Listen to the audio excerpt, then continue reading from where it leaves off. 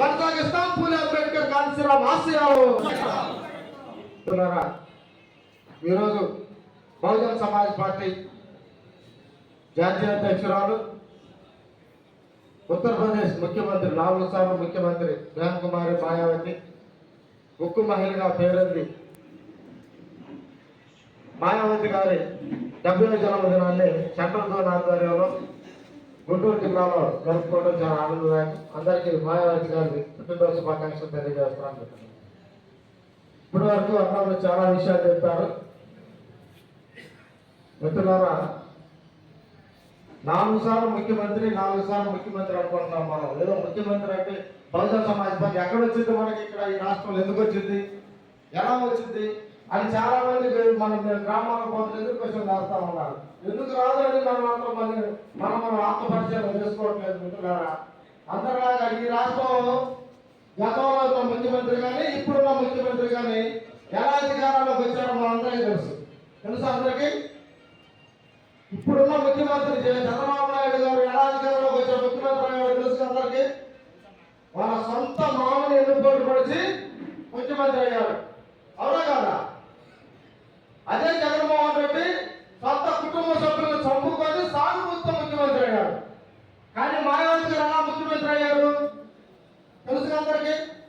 ఒక 3 గంటల వృక్షాన్ని ఉత్తరప్రదేశ్ రాష్ట్రం మొత్తం తొక్కుంటూ పాంప్లెట్ల మద్దతు ఒకే ఒక చీరతో ఊర్లు మొత్తం గ్రామాలు మొత్తం తిరుగుతూ ఏను గుర్తు మన పార్టీ బహుజన్ సమాజ్ పార్టీ, మన జెండా నీలి జెండా అని చెప్పేసి ఉత్తరప్రదేశ్ రాష్ట్రం మొత్తం సైకిల్ మీద రిక్షా మీద తొక్కుతూ అన్న ప్రజల్ని జాగృతం చేసుకొని ప్రజల్ని మేల్కొల్పి ప్రజానికాన్ని మేల్కొల్పి ఈరోజు అక్కడ 4 సార్లు ఉత్తరప్రదేశ్ రాష్ట్రానికి 4 సార్లు ముఖ్యమంత్రి అయ్యారు. మొన్న మధ్య పవన్ కళ్యాణ్ గారిని అందరూ మీరు మాయావతి కాళ్ళు పట్టుకున్నారు, మాయావతి గారు కాళ్ళు పట్టుకున్నారని కామెంట్లు చేస్తున్నప్పుడు ఆయన డైరెక్ట్ గా చెప్పాడు, నేను మాయావతి గారి కాళ్ళు పట్టుకున్నాను, ఆయన పట్టుకుంది ఓట్ల కోసమే.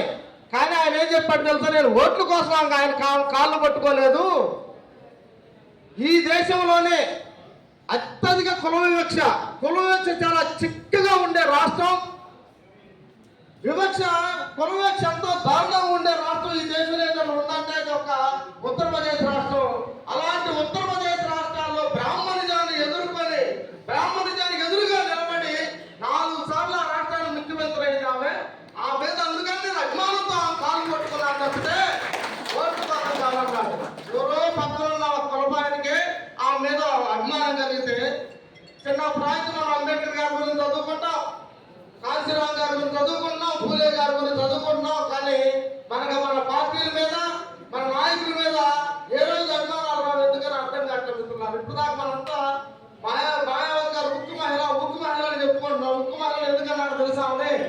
94-95లో వాజ్పేయి ప్రభుత్వం ఉన్నప్పుడు సంకీర్ణ ప్రభుత్వం ఉంది. వాజ్పేయి ప్రభుత్వం సంకీర్ణ ప్రభుత్వం ఉన్నప్పుడు ఈ దేశంలో ఉన్న కమ్యూనిస్ట్ పార్టీలతో సహా వాళ్ళకి మద్దతు పలికినాయి, బీజేపీ ప్రభుత్వానికి మద్దతు పలికినాయి. అయినా సరే వాడి మద్దతు చాలా మంది, 1 ఓటు తక్కువైంది, ఒకే 1 ఓటు. దేశంలో ఉన్న రాజకీయ పార్టీలు మొత్తం మాయావతి గారు చుట్టూ తిరుగుతున్నారు. మీరు ఇప్పుడు దాకా కాంగ్రెస్ పార్టీ ఈ దేశాన్ని లేదు, మన కాంగ్రెస్ పార్టీ వద్దు, మనం బీజేపీని గెలిపించుకుందాం, వాజ్పేయి చాలా మంచివాడు అని అంటే ఇవన్నీ మాకు అవసరం లేదు. ఈ పార్టీ మతత్వ పార్టీలు, కులాల మతాలను రెచ్చగొట్టే పార్టీలు, ఈ బీజేపీ పార్టీ ఎట్టి పరిస్థితుల్లో ఈ దేశాన్ని వీల్లేదని చెప్పేసి 13 రోజులకే వాజ్పేయి ప్రభుత్వాన్ని పడగొట్టిన గలిత మహేంద్ర కుమారి మాయావతి గారు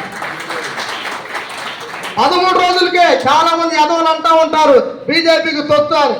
బీజేపీ తొత్తు అంటే ఈ పార్టీకి 4 సార్లు ముఖ్యమంత్రి అయ్యాడు ఆ రాష్ట్రంలో. అక్కడ మనం తెలుసుకోవాలి.